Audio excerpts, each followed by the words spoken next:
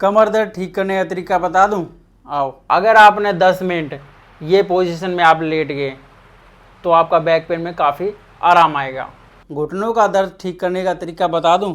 आओ। अगर आपने 20 रेपिटेशन ऐसे कर लिए तो आपके काफ मसल्स और आपके नी पेन में काफ़ी आराम आएगा।